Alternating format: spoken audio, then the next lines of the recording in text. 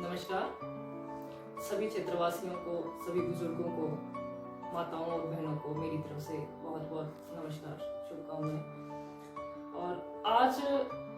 जो ये वर्तमान समय चल रहा है, पिछले 14 महीने से जो ये महामारी का काल चल रहा है, इस महामारी के दौरान आपस में एक दूसरे से जुड़े रहने का जो इस समय सबसे ज्यादा माध्यम सक्रिय हुआ है वो हमारा सोशल मीडिया। सोशल मीडिया के द्वारा, चाहे वो फेसबुक हो, ट्विटर हो या यूट्यूब चैनल हो या अन्य कोई भी माध्यम हो, उसके द्वारा आज हम सब आपस में एक दूसरे से न केवल जुड़े हुए हैं बल्कि अपने विचारों का आदान प्रदान कर रहे हैं। मैं भी समय समय पर अपने फेसबुक के माध्यम से लाइव होकर के और आपसी नए जो भी हमारे मुद्दे, सामाजिक सरोकार से जुड़े हुए हमारे मुद्दे होते हैं, उनको उठा करके और उनके बारे में अपने विचारों को साझा करते हैं। और इसी कड़ी में जो आज समय चल रहा है कि हमें एक दूसरे से बात करते रहने, एक दूसरे से जुड़े रहने की आवश्यकता है, मैंने प्रियंका प्रदीप चाहर के नाम से अपना एक YouTube चैनल भी बनाया है ताकि हम एक दूसरे से न केवल जुड़े रह सके बल्कि इस वर्तमान समय में एक सकारात्मक ऊर्जा का, सकारात्मक विचारों को समाज के अंदर मजबूती से उसको रखा जा सके, ताकि इस महामारी के दौरान, इस कोरोना महामारी से हम आसानी से जंग जीत सके, क्योंकि हौसलों से हर जंग को जीता जाता है। आज अगर हम बात करें इस कोरोना महामारी की, पिछले साल यानी कि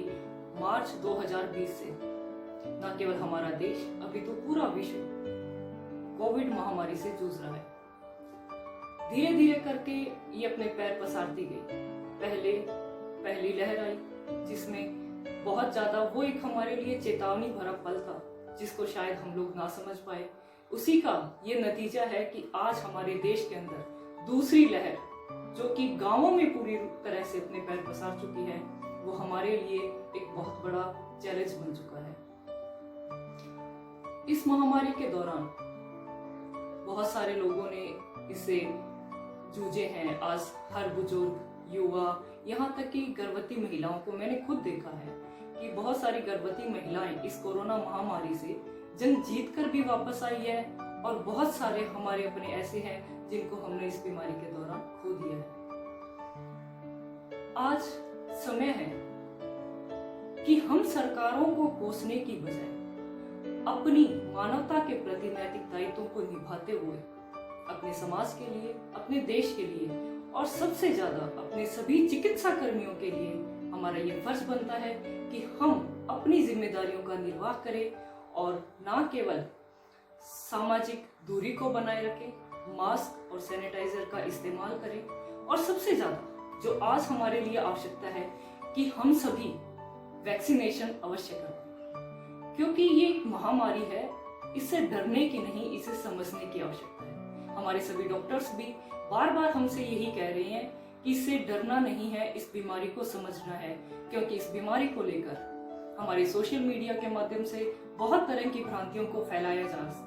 रहा है। जो सामान्य, अगर हम इसकी बात करें तो एक सामान्य फ्लू की तरह ही है, एक सामान्य सर्दी जुकाम की तरह ही है, लेकिन जो एक बहुत बड़े स्तर पर आज हमारे देश में इससे नुकसान हो रहा है वो इसलिए हो रहा है क्योंकि हम लोग पैनिक कर रहे हैं। तो हमें पैनिक करने की आवश्यकता नहीं है। मैं खुद पर्सनली अपने फैमिली में इस दौर से गुजर चुकी हूँ, जिसमें हमारे अपने का 50% लंग्स जिनके थे वो इस महामारी से जकड़ चुके थे, और आफ्टर 14 डेज हमें ये पता लगता है कि उन्हें कोविड है। उसके बावजूद उन्होंने वो जंग जीती। क्यों जीती, उसका एक मैं सबसे बढ़िया तरीका मैं आप सबके साथ शेयर करना चाहती हूँ, जिसने एक चमत्कार के रूप में रोल अदा किया था कि जिस भी मरीज को अगर कोविड होता है, आप उसे धूप में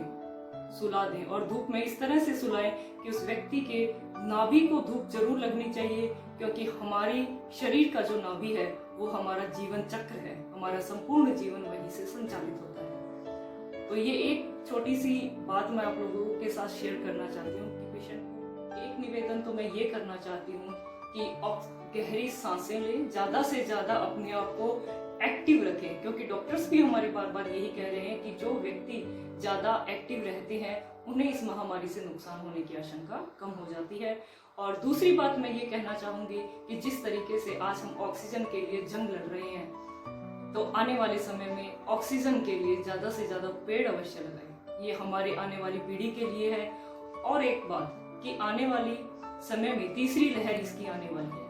जो कि सबसे ज्यादा हमारे बच्चों को प्रभावित करेगी। तो आप सभी से मेरी ये एक रिक्वेस्ट समझ लीजिए कि हमारे बच्चों तक ये ना पहुंचे, इसके लिए ज्यादा से ज्यादा ना केवल वैक्सीनेशन करवाएं, सामाजिक दूरी बनाए रखें, वैक्सीनेशन अवश्य लें, मास्क का उपयोग करें और सैनिटाइजर का आप सभी उपयोग करते रहें और पैनिक ना करें। और दूसरी बात, अगर हम इसी तरह एक दूसरे के साथ जुड़े रहे, एक दूसरे का साथ निभाते रहे, समाज में सकारात्मक ऊर्जा का संचार करते रहे, तो न केवल हम कोरोना से जंग जीतेंगे, अपितु अपने देश की, अपने समाज की अर्थव्यवस्था को, अपने मानसिक व्यवस्था को, अपनी सामाजिक व्यवस्था को और सबसे ज्यादा अपने आपसी रिश्तों को हम मजबूत रख पाएंगे। आपसे एक बार पुनः मैं यही अनुरोध करना चाहती हूँ और समय समय पर हम इसके माध्यम से, यूट्यूब के माध्यम से हम मिलते रहेंगे और ज्यादा से ज्यादा आने वाली सामाजिक सरोकारों से जुड़े मुद्दों की जानकारी हेतु आप मेरे YouTube चैनल को जरूर सब्सक्राइब करें, ताकि ज्यादा से ज्यादा लोगों को सही वक्त पर सही जानकारी उपलब्ध हो सके। सर्वे भंतु सुखिनः, सर्वे सन्तु निरामया।